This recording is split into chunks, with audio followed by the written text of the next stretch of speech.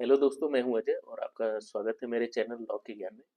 और आज हम एक इम्पोर्टेंट लीगल मैक्सिम डिस्कस करेंगे जो है उट्रेस मैजिस वैलिएट क्वाम पेरिएट। ठीक है। इस लीगल मैक्सिम का मतलब क्या होता है? It is better for a thing to have effect than to be made void. तो इसका मतलब क्या होता है?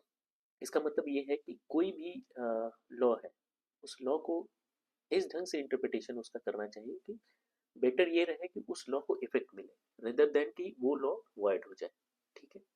अब देखिए, मैं पढ़ के बताना चाहता हूँ कि the Latin legal maxim ut res magis velit quam perit translate to that the thing may rather है effect than to be destroyed. Means हमें ऐसे ढंग से इंटरप्रेट करना है लॉ को कि वो उसको इफेक्ट दे सके, रेदर कि हमारा इंटरप्रिटेशन ये नहीं होना चाहिए कि उसको हम डिस्ट्रॉय कर दें या नल एंड वाइड कर दें। This principle is widely used. अब कहाँ कहाँ ये बहुत यूज होता है? हमारे जो भी स्टेचुटरी इंटरप्रिटेशन है उसमें, जैसे कॉन्ट्रैक्ट लॉ हो गया या कॉन्स्टिट्यूशनल लॉ हो गया। ठीक है।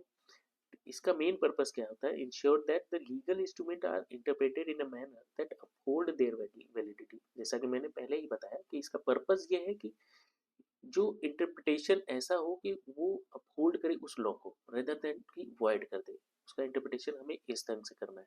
ठीक है।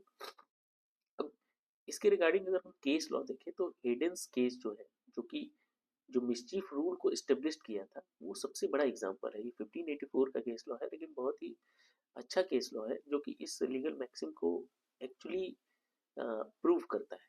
ठीक है। तो इसमें ये बोला गया है कि the mischief rule of statutory interpretation which aligns with the principle of the uterus magis valid quam period.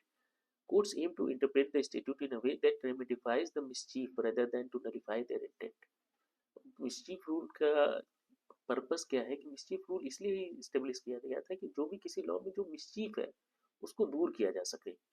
और यही इस लीगल मैक्सिम का भी एम है कि जो भी इंटरप्रिटेशन इस ढंग से होना चाहिए कि उसमें जो भी मिस्चीफ है वो हट जाए, और रेदर देन उसको अवॉइड किया जाए, उसको उस मिस्चीफ को हटा के कुछ उसका वैल्यूएबल या इफेक्टिव इंटरप्रिटेशन किया जाए। इंटरप्रिटेशन मतलब इफेक्टिव मीनिंग हमें मिले।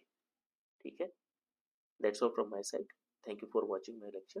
अगर वीडियो अच्छी लगी हो तो आप इसको लाइक करें, सब्सक्राइब करें, शेयर करें। और आगे भी मैं जितने भी अपने लीगल मैक्सिम है उनके बारे में आपको बताता रहूँगा।